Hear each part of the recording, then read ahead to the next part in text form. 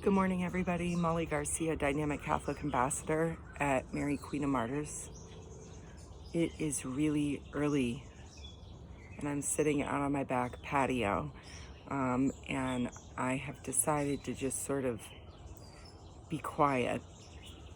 Life can get super noisy sometimes, and this is my favorite part of the day. It's like a bird paradise out here. Let's listen to this.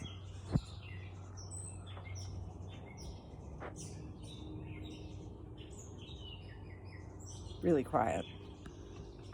I wanted to touch base with all of you. I haven't forgotten about any of you. I caught up on all my Dynamic Catholic books we had at the Parish Center to hand out and give to all of you. And I thought, geez, it's a long way till Christmas. What can I do from now till then? And I'm trying to decide on what book I like most to hand out at Christmas. So we're working on that. And then my good friend Ann Cussin asked if I would talk to you all again about the prayer process. So a long time ago, I was watching a video about a gentleman who gave a commencement speech at college, and he stood up in front of the graduating class. I'm sure some of you have seen it, and he talked about what's the first thing you do in the morning when you wake up, and how important it is to make your bed. And he said, it's such a mundane task, but at least the first thing you do in the morning is accomplished. And if your day goes off without a hitch and it's a wonderful day, you climb into a made bed and it's wonderful. But it's the days when your life does not go off without a hitch, they're complicated, frustrating, that it is absolutely wonderful to come home and climb into a made bed. That one task can be really comforting at the end of a day. Anyway, so that's the first thing I did this morning. I made my bed. And then I always sort of find myself wandering around my house. And that's when I usually find time to pray. And a long time ago at Mass, we handed out these little cards called the prayer process. And I actually still use mine. And the first thing it asks is gratitude. Begin by thanking God in a personal dialogue for whatever you're most grateful for today. 99% of the time, it's my health. I'm grateful for my family, for my home, just for being blessed with so many wonderful things. And then the number 2 says awareness. Revisit the times in the past 24 hours when you were and were not the best version of yourself.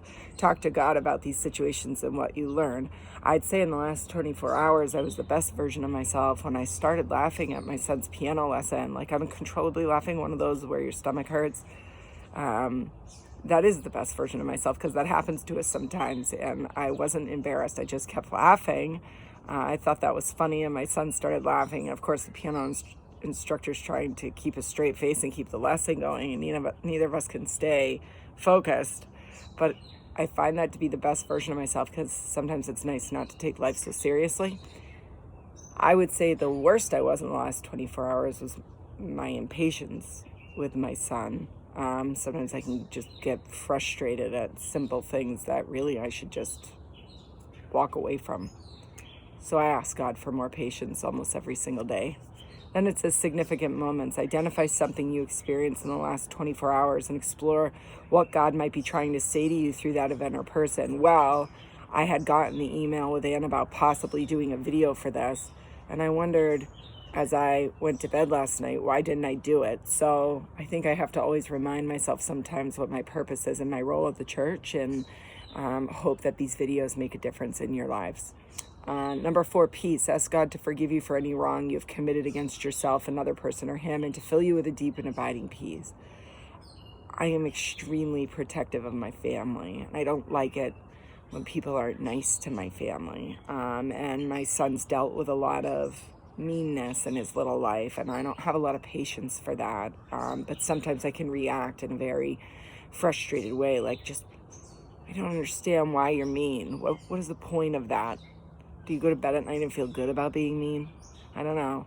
I don't get it.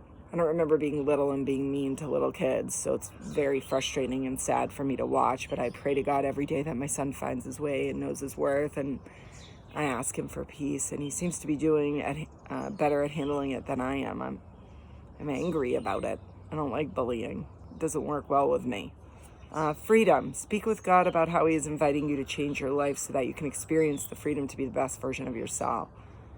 I will never change who I am for anybody ever again, nor will I be walked on either. So I think it's really important to set boundaries in your life and just sort of have a clear, defined way of how you want to live purposefully.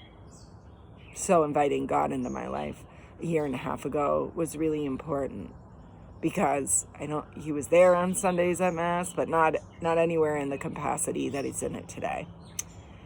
6, it says others. Lift up to God anyone you feel called to pray for today, asking God to bless and guide them. 99.9% of the time. On number 6, I pray for people I know who are facing much more tragic adversities than myself. I have a good friend of mine whose dad is very sick. They're not really sure what's wrong. Been best friends with her since she was 6 years old, and I really worry about her. She's trying to take on a huge role as a caregiver, and she's got a lot of things in her life that she has to handle.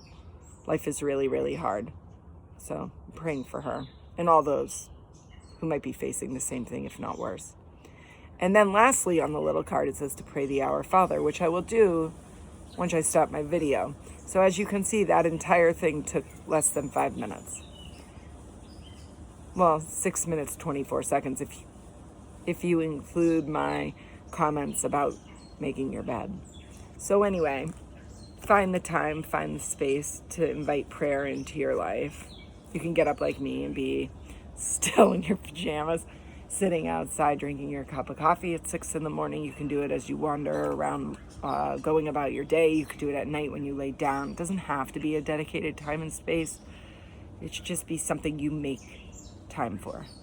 We all find time for so many other things. Shouldn't this be a priority? Well, anyways, I hope you're all well, and I hope you enjoy your summer, and I look forward to communicating with you from now until Christmas. I am going to do a couple of other videos on places to pray in Plymouth. Sometimes it's fun to pray outside of our home, sit on a bench at a park, or go down to the ocean, or walk a path, or find yourself in a space maybe you hadn't been to before. You can really pray anywhere. You can pray in your car. You can pray in your car while you're waiting to get your coffee. That takes more than 5 minutes. Well, anyway, sorry for the lengthy video. Find yourself in stillness, make time, and trust that God will keep his promises to you when it comes to your faith. I hope you have it all. Have a wonderful, blessed day. Talk to you soon. Bye.